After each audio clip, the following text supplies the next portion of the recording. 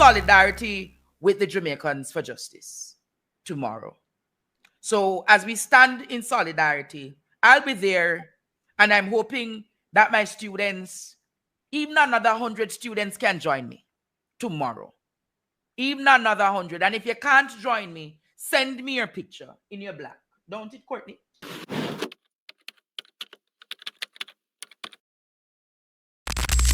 The demonstration that is about to happen is becoming a major political tool for the Jamaica Labour Party. And the JCF has also started an anti-campaign against Jamaicans for Justice.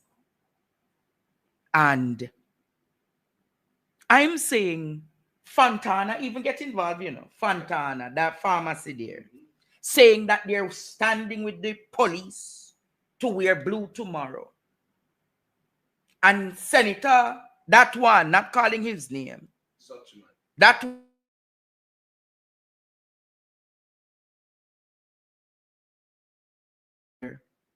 what him put out tonight. Can you play it for me, producer?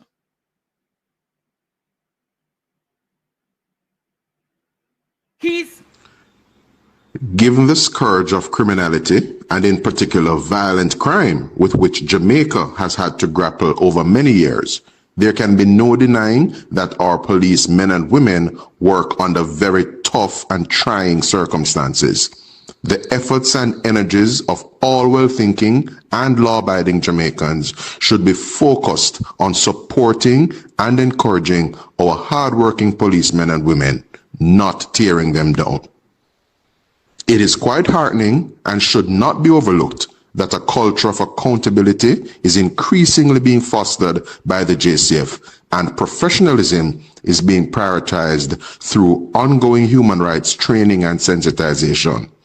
When one considers the advent of Indiccom, IProbe, the Police Civilian Oversight Authority, as well as other internal administrative protocols, there are greater mechanisms to hold the police to account and safeguard the public against police excesses today than there has been at any time previously in the history of this country.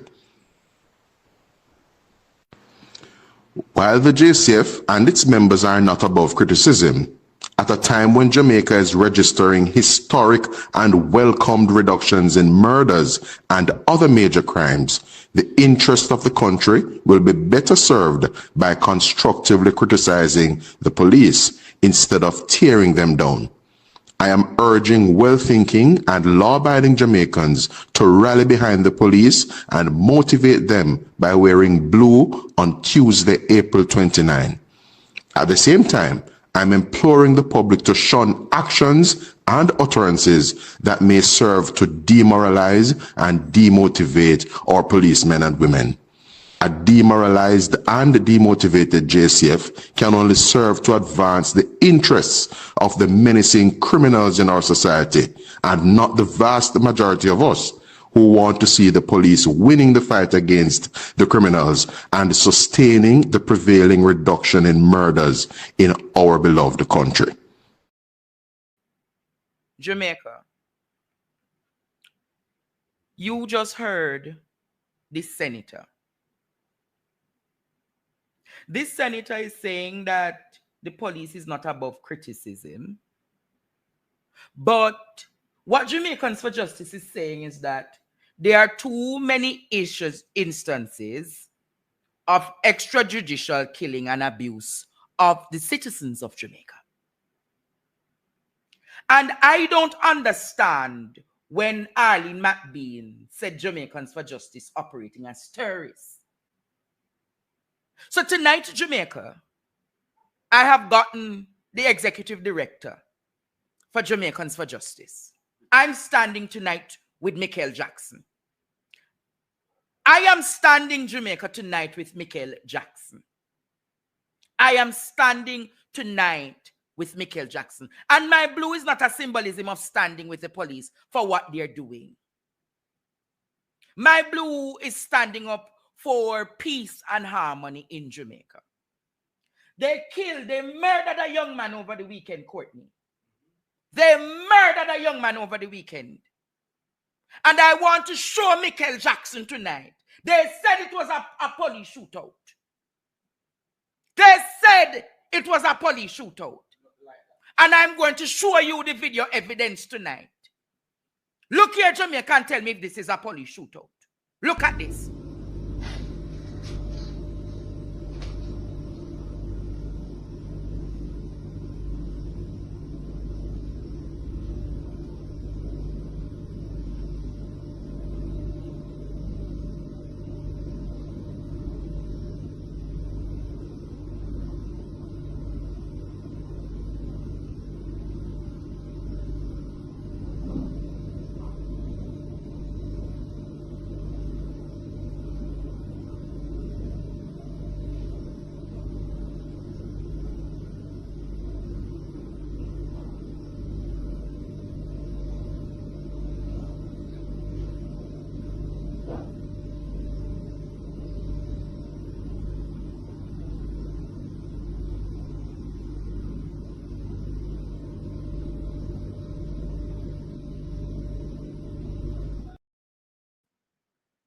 Jamaica, you saw that.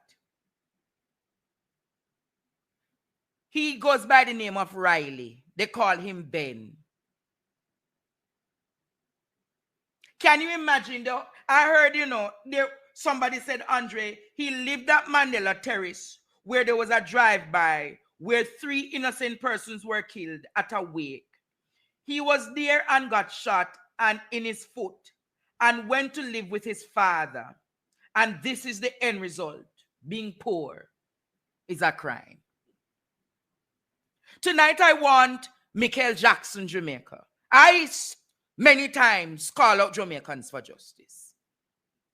But tonight I'm inviting Mickel Jackson, seeing that them start an anti-media campaign against Jamaicans for justice and Mickel Jackson.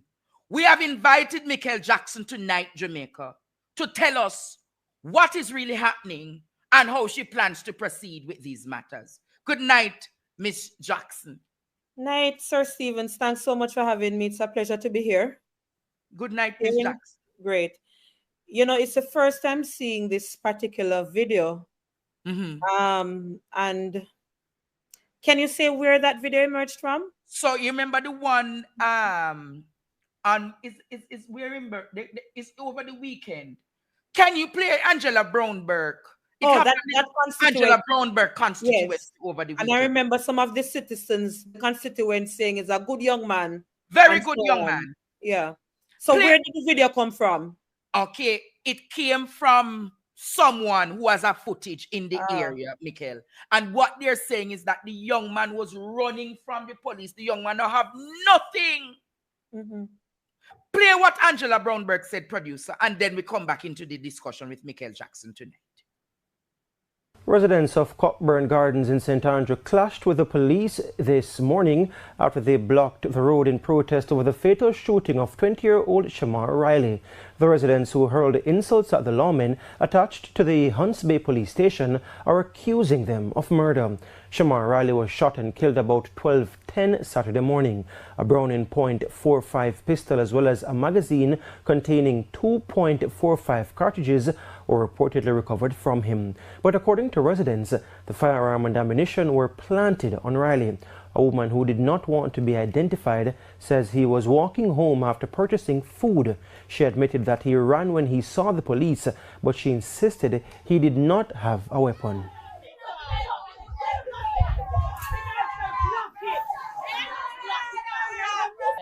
When him run off and run to the yard, he might tell him, say, officer, me a bad man. Me a good youth. Call my father, no? I call my father, no? And them now still take no talk. And them the 2 cars come pull up right here, so. Right here, so. And them exchange the gun them in the car and plant on the people them boy. Look about that we ramp with people, look about that we talk to people. Look about that we come per road neither. The Independent Commission of Investigations, Indiccom, is probing the case and is appealing to anyone with information to contact them.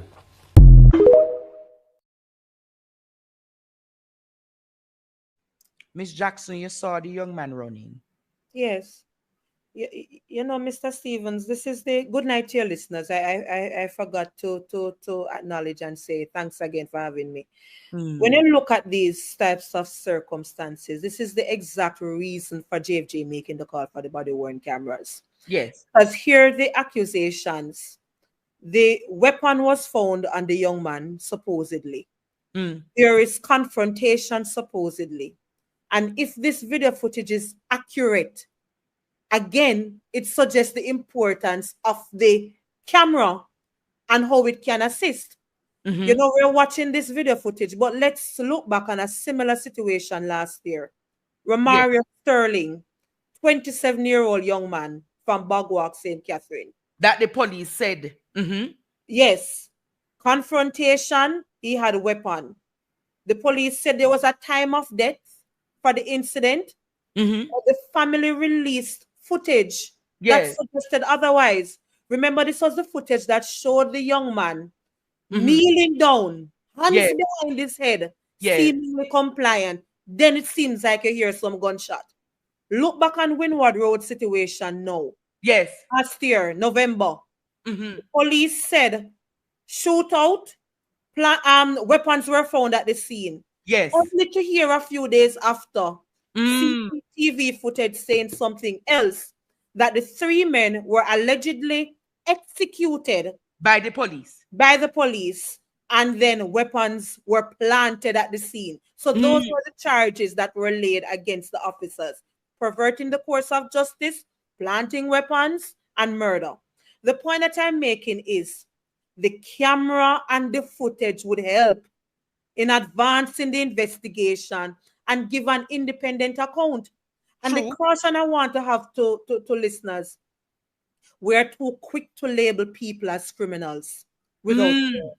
And the people we're labeling as criminals are poor Jamaican citizens. Repeat that, Mickel. The people we're labeling as criminals are poor Jamaican citizens. And without more, we are too quick to label people as criminals. True. And it's something we have to look within. Not because somebody come from an inner city area. True. Once there is conflict with the police, them are criminal and so on. And let me be frank as well, as I speak responsibly. Yes. Even if someone were guilty of a crime, due process. That is why we have the courts. Due process. Due process is important. Section 16 of the Constitution outlines all of that. Yes. So in other words, somebody may be perhaps even guilty, of murder and so on.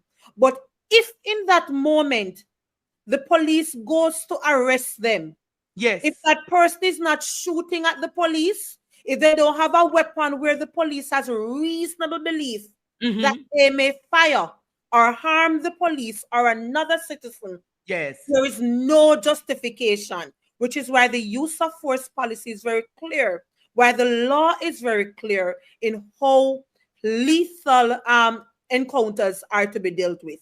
The law is very clear on that. The use of force that guide the police is very clear on that. And I want to probe our consciousness when we think about these matters.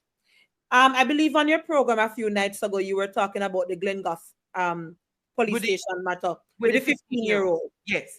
We are going before the courts tomorrow to represent the child. So you're going wait. You are going in front of the court for the 15-year-old tomorrow to represent the child. Let us I can't speak much on it. But let me say this. And have you seen the incident of how the police dealt with the senior citizen in Clarendon? Yes, I saw that one as well. So let me say this to Jamaicans before we start going into some of the numbers and so on, Andre. Yes. When you can have people on social media saying a 15-year-old must be a criminal, it must be something wrong, he must comply, we have to again start raising our consciousness. Why are we so quick to say that this 15-year-old is a criminal? Let's raise our consciousness and our knowledge and of our rights. So, for example, police see you, Andre, driving your car. They can't just pull you over and say, yo, let me search you, or Mr. Stevens, let me search your vehicle. No. There is a concept called reasonable suspicion in law. Yes. So therefore, if you're driving a gray Toyota, it must be because the police has intelligence to say a gray Toyota was involved in something. Yes. Or you were acting in a way that kind of shaky and suspicious. So Mhm. based on your behavior, there is something to suggest that maybe you are doing something unlawfully. Or as the law says, you have committed a crime, the police see you committing a crime, or they have reasonable suspicion to suspect that you will be committing a crime. So they Yes. may keep in your car and see something that they may raise a question. I wonder if it's weapon that. Mr. Stephen, please exit the vehicle so I can search it. The legal threshold is clear. So when we have a case where a 15-year-old is walking with 3 young females, the Yes. question I ask, what was the reasonable suspicion for that child to be asked to be searched in the first place? True. The child complied, right? And then you say the child apparently allegedly made some comments. Again, I have to be very careful because I have to balance the advocacy with See, JJ with the law for tomorrow in court. Yes. But the child allegedly made some comments. The police didn't find favor with those comments. And from what we have been told by the family and Yes. based on witness accounts, it seemed as if the police was offended by By- what the child said. That you know, like police. Yes, and some other comments allegedly, right? And then one of the things we see emerging, Andrea and listeners, when Yes. you make utterances, we see a pattern now of retaliatory charges. In other words, the child has been charged with resisting arrest, using indecent language, use of abusive and calumnious language. That's the bad word law that we need to get rid of. Remember, in single matter. Yes. Let's go back to Peter Johnson, the taxi driver on Nutsod Boulevard. He was trying to escape getting a ticket. Shouldn't have done that. Take a ticket and go to court. But he was trying to escape that. The police shot him in his leg. In his leg. And of one foot He out was one there. side. My right hand was there to assist Yes. the man that day. That man has been charged for attempted murder. Attempted murder. We are representing that matter as well before the courts, which is why I have to be cautious sometimes, Andre. So sometimes when they say, where is JFJ? JFJ is there. But we have to be minded when we speak and how we speak. I think we can do better with our communications. At the very least, for example, to say we are representing the matter, but we can't speak more on it. So at least the public. So you would agree that.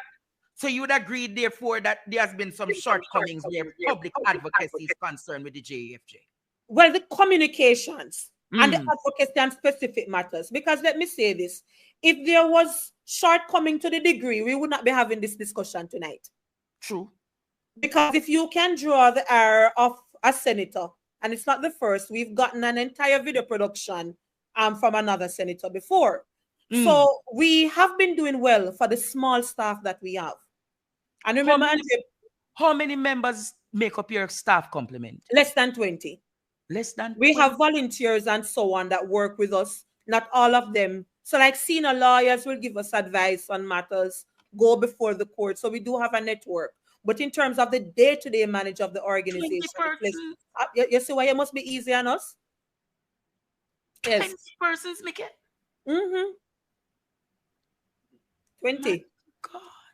Probably you need to hire me then as your PR consultant to get the advocacy out there, because... Well, you're helping because earlier you said you stand with JFJ and we do welcome that. And I can't see the comments in the chat, but my mom is watching and she's saying that your students are quite supportive of what is happening now. Where we are right now, Mickel, Jamaicans for Justice is saying tomorrow that you're standing publicly against. Can you tell Jamaica tonight? But let me be clear. We have never been anti-police. We can't be. You need law enforcement officers to execute their duties when they are doing it lawfully. And that is the important point. So this is not an anti-police protest. This is a pro-human rights, pro-accountability protest. The numbers that we have been seeing for the past few years, they are alarming. The lowest numbers of police fatal shootings we saw was in 2019 when it dipped to 86.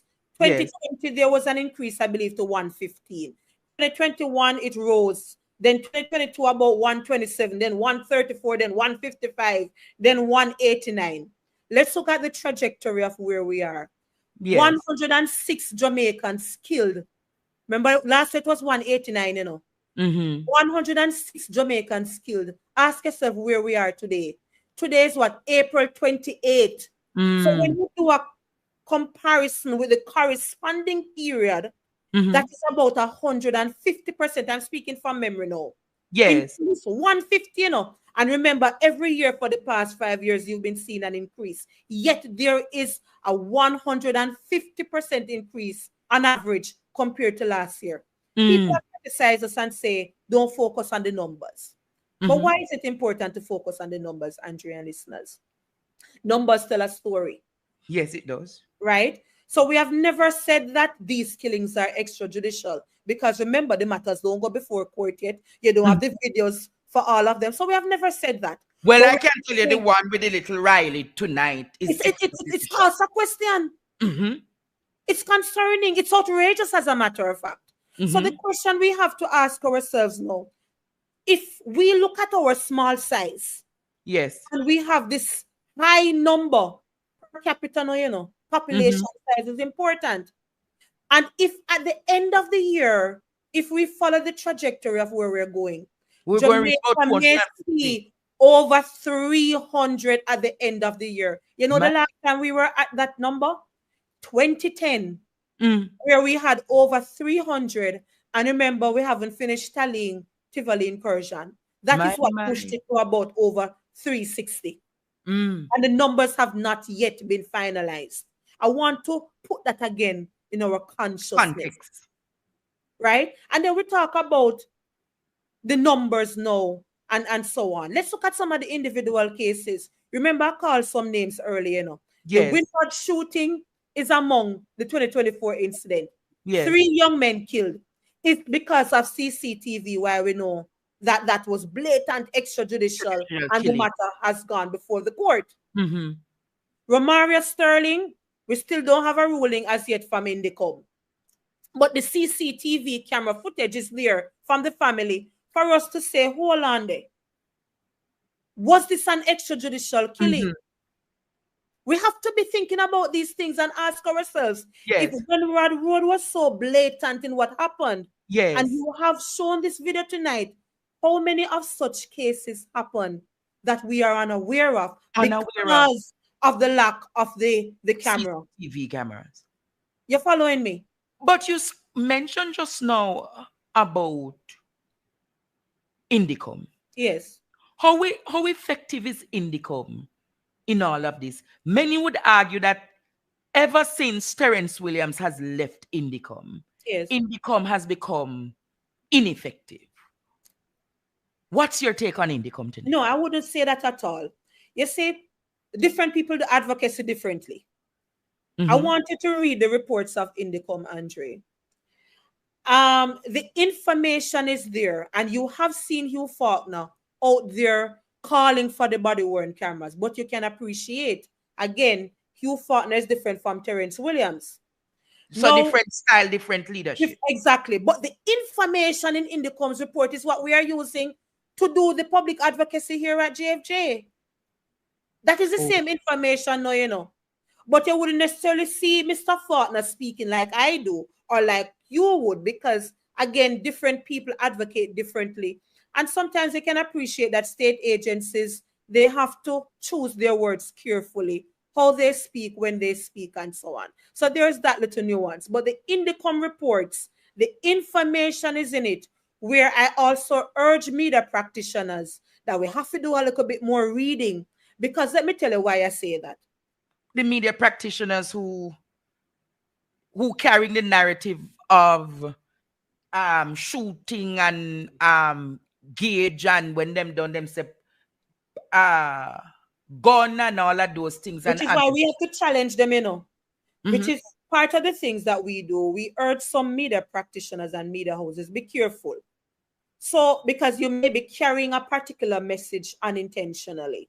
So, for example, when the police, when there's a police fatal shooting, if in that moment the person wasn't found with a weapon, or even if there's allegations, you have to use the word alleged done.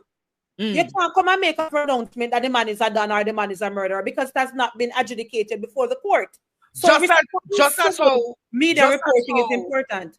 Just as how the one on Redhills Road, them say they done. Them never say alleged done, you know. Them said Some media houses did and others didn't. Can you produce a playback that from, I hope you have it from Friday, how they went? I want Miss Jackson tonight to see what happened. I got a footage of what happened on Redhills Road. I hope the producer have it, can play it. But in the interim, Miss Jackson, it is too much. And the same day that incident happened, we got a call from citizens in the community. Why am I flagging that? Jamaica Gleaner wrote an article, was it this morning? And what is in that article is the same account that we got. That the person who was killed, he allegedly had the baby in his hand. I don't know if that is the case. When he was shot and the baby fell to the ground. That's the allegation. No, that is a serious allegation for the citizens to be making.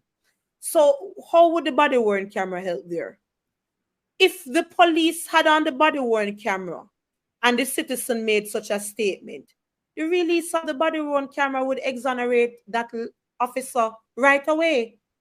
There would be no contention between what the citizens are saying and what the officers are saying, because the body-worn camera would readily and easily address the matter. You can read the Gleaner article on it. It was a similar statement that we got. And once we get different witness reports, then we can speak definitively on where we stand with supporting the family. But for now, just letting you know that this was another complaint that we got the same day the incident happened. Producer, you have it? I want Jamaica to hear. You know, it was one shot fired, Mickel. One shot fired. And one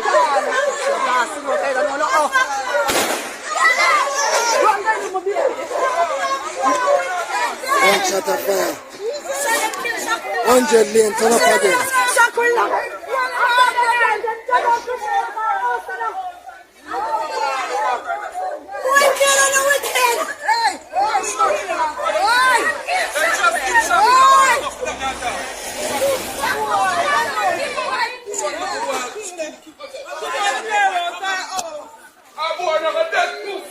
Hey, stop it, stop it. Eh? No, for them to push this out of the house, it look like. In bed?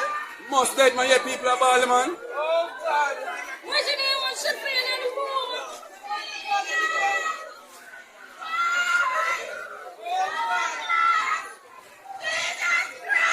And kill him to us. And kill him. Oh, Lord. You know how long them are found? You know how long police are found? And then finally kill him now. Oh, God. Jesus.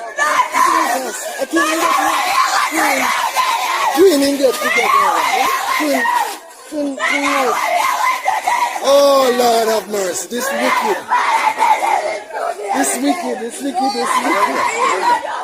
Really kill him? Them shot him up. Really kill him, man? No, go over, but them shot him up. Oh, God have mercy, God. Long time them off fight them, man. Long time them off kill the blood clot. Yeah, long time, man, I just know. Time. So should they even come up with us?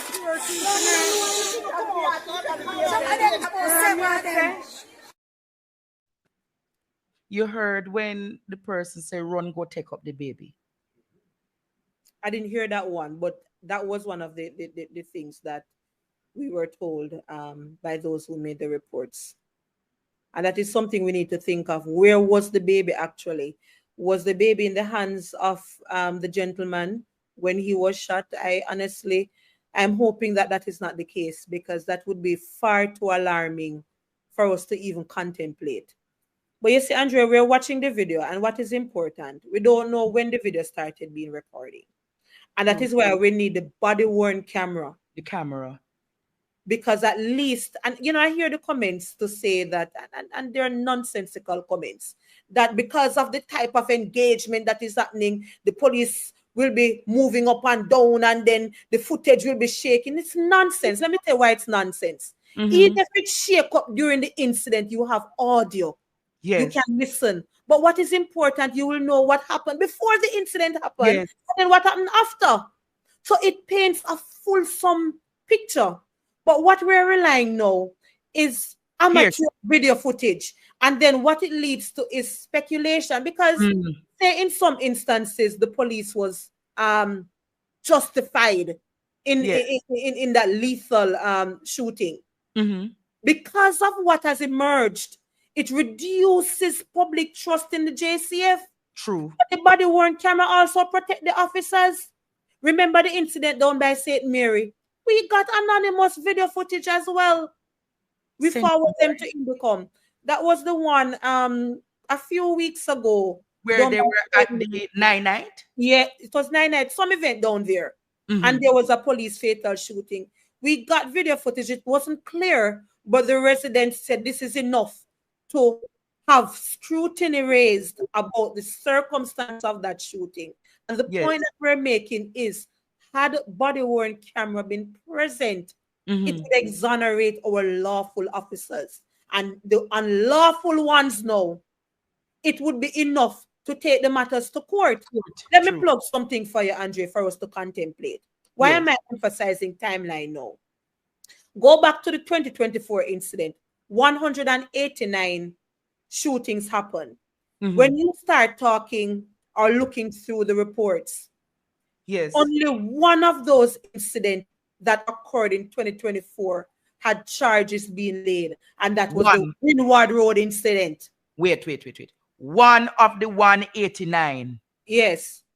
Had charges been recommended to be laid by Indiccom, and then charges actually were laid where the matter is now before the court. 1 out of 189. 1 out of 189. And in that case, it was the one where there was a video footage. Absolutely. So put in context now, Indiccom had, so we're seeing increased charges being laid, you know, because 2024, it had a total of 24 charges being recommended, for charges to be laid. 24. Yes.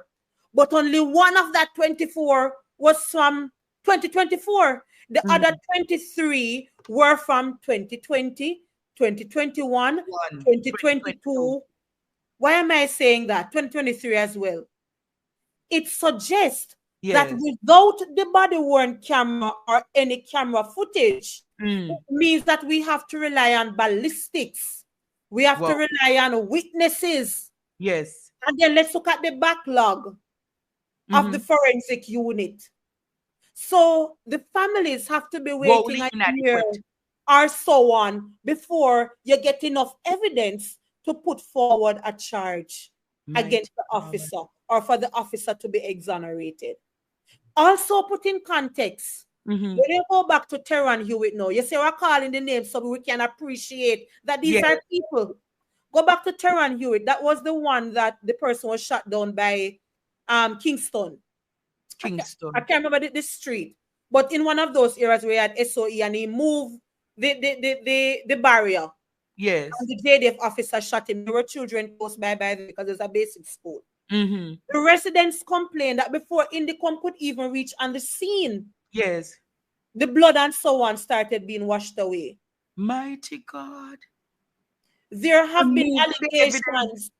Again, how do we safeguard the crime scene so that by the time Indiccom arrives, there is enough to say that, you know, we can really do what we're doing in terms of an investigation process. Keep in mind as well, we have witnesses. If to come to our protest tomorrow, some say when we come tomorrow, we won't let anybody know that we're here. Mighty God. People because we are fearful. And that is something for the JCF to also examine. Again, this is not an anti-JCF commentary. I want to be very clear, but it's something again for us to put in our consciousness so we can see the systemic gaps that often prevent and hinders Indiccom's ability to even make a recommendation for charges to be laid.